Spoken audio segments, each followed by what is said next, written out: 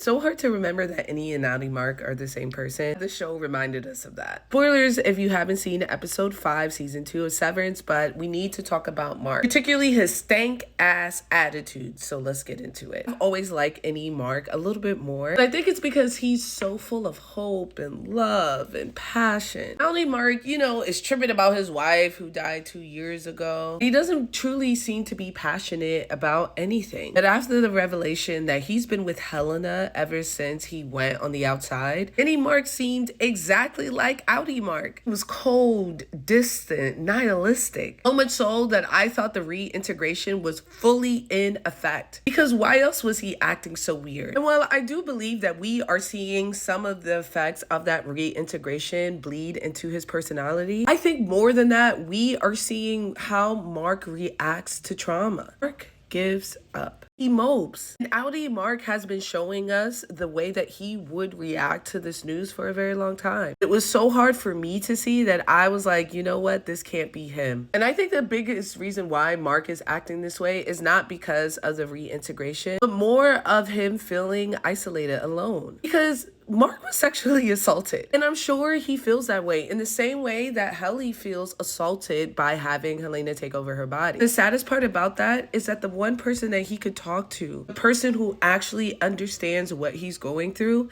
isn't up. And he's at a place where he's like, I don't know what to do. So much to say about this episode. I have a longer video that'll go on YouTube later. Expect all the frills and B-roll that I'd be normally having. I'm just gonna be yapping because there's a lot. Until then, let me go ahead and give this episode 5 out of 5 Frankie Flames. Nothing else you could give it.